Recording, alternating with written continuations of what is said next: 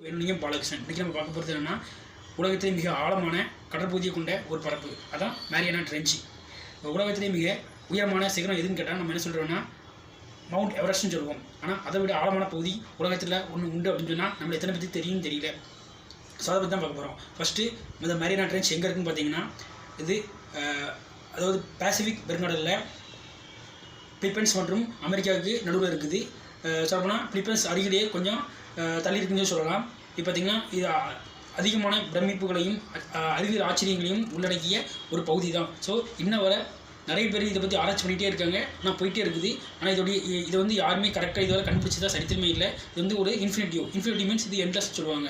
So இந்த மாதிரி first நம்ம பார்க்க போகிறது அது எப்போ உருவாகுச்சு அப்படின்னு சொல்லி பார்க்கலாம். இந்த உலகம் வந்து மிக பெருசு. ஸோ இந்த உலகத்தில் ஃபஸ்ட்டு பார்த்திங்கன்னா 1700 கோடி ஆண்டுகள், அதாவது பல நூற்றாண்டுகளுக்கு முன்னாடியே இது வந்து இந்த உலகம் வந்து உருவாகிடுச்சு. அந்த உலகம் உருவாகிட்டு இருக்கும்போது பார்த்திங்கன்னா ஃபஸ்ட்டு இந்த மேரியானா ட்ரென்ச் வந்து உருவாகிருக்குது. இந்த மேரியானா ட்ரென்ச் உருவாகிருக்கும்போது பார்த்திங்கன்னா இது வந்து அதாவது பசிபிக் பெருங்கடலில் பார்த்திங்கன்னா அது 2 தட்டுகள் இருந்திருக்கு.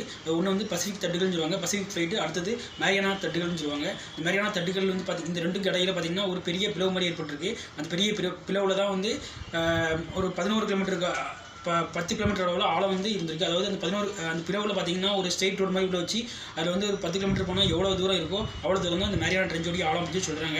ஃபஸ்ட்டு பார்க்கும்போது இந்த உலகத்துடைய வரைபடங்கள் எல்லாத்தையும் வந்து உருவாக்குறதுக்கு என்ன பண்ணாங்கன்னா, ஒரு ஷிப்பில் ஃபுல்லாக ஒரு கப்பலில் போயிட்டுருக்காங்க. கப்பலில் போயிட்டு இருக்கும்போது ஒரு இடமா வந்து ஆழத்தை வந்து அளந்துட்டு இருக்கிறாங்க.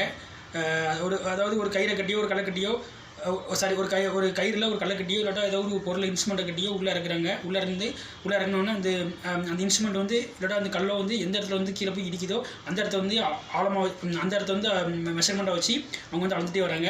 ஆனால் அதிகமாக பார்த்திங்கன்னா ஒரு இடத்துல மேரியானா ட்ரென்ச் பக்கத்தில் வந்துருக்காங்க. அந்த இடத்துல வந்து பார்க்கும்போது பார்த்திங்கன்னா ஒரு 4 கிலோமீட்டர் அளவு வந்து உள்ளே போயிருக்குது. 4 கிலோமீட்டர் அளவு உள்ளே போயிட்டு அது உள்ளே போய் வந்து டச் ஆகிருக்குது. அவங்களுக்கு வந்து ஆச்சரியமாகி போச்சு. என்னடா இது இவ்வளோ பெருசு, இது வந்து ஆழம் இருக்குது, நம்ம வந்து இந்த மாதிரியாக வந்து பார்க்கவே இல்லையா அப்படின்னு சொல்லிட்டு கொஞ்சம் பிரமிப்பாக இருந்திருக்காங்க. அதுக்கப்புறமாட்டு டெக்னாலஜி கொஞ்சமாக டெவலப் ஆகிருக்கு. டெவலப் ஆக இங்கே எப்படி இருக்காங்கன்னா சில இன்ஸ்ட்ருமெண்ட்லாம் வச்சு கண்டுபிடிச்சிருக்காங்க. அதாவது ஐ திங்க் எனக்கு தெரிஞ்சது 1869ஆம் ஆண்டு வந்து அந்த காலகட்டத்தில் இருக்கும்போது தான் இது வந்து சோனாருங்கிற ஒரு கருவி வந்திருக்கு. ஸோ சோனாருங்கிற கருவி வந்து ஃபஸ்ட்டு அதை வச்சு வந்து அளந்துட்டு இருக்கும்போது என்னாச்சுன்னா, சோனார் கருவி எப்படி இருக்குன்னா அது வந்து வவ்வாலை வந்து அடிப்படையாக வச்சுக்கூடிய தான். வவ்வாலுக்கு பார்த்திங்கன்னா ஃபஸ்ட்டு வந்து கண்ணு தெரியாது. ஸோ வந்து அது எப்படி வந்து ட்ராவல் ஆகுது பார்த்திங்கன்னா, அது வந்து ஃபஸ்ட்டு வந்து ஒரு சவுண்டு கொடுக்குது. அந்த சவுண்டு வந்து செவுத்துல போய் ரிஃப்ளெக்ட் ஆகி திரும்ப அதுக்கு வந்து ஒரு சிக்னல் மாதிரி கிடைக்குது. அந்த சிக்னலில் தான் அது வந்து ட்ராவல் ஆகுது. ஸோ அதை பேஸ் பண்ணி தான் வந்து சோனார் கருவி இருக்குது. சோனார் கருவி என்ன பண்ணியிருக்காங்கன்னா, ஃபஸ்ட் பார்த்திங்கன்னா ஒரு கப்பலில் கான்ஸ்டண்ட்டாக ஃபிக்ஸ் பண்ணிவிட்டு அதை வந்து உள்ளே அனுப்புகிறாங்க.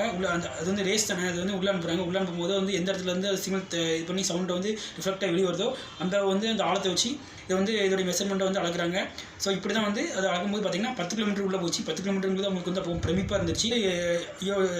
இவ்வளோ பெருசு இருக்குதா அப்படிங்கும்போது இதோடைய ஆழத்தை வந்து இன்னும் வந்து அதிகமாக இருக்கலாமா அப்படிங்கிற ஒரு இதில் வந்து அவங்க வந்து ட்ரென்ச்சில் நிறைய பேர் இது வந்து ஆராய்ச்சி மேற்கொண்டிருக்காங்க. பார்த்திங்கன்னா இது வந்து உள்ளே வந்து ஆழம் போயிட்டே இருந்திருக்கு.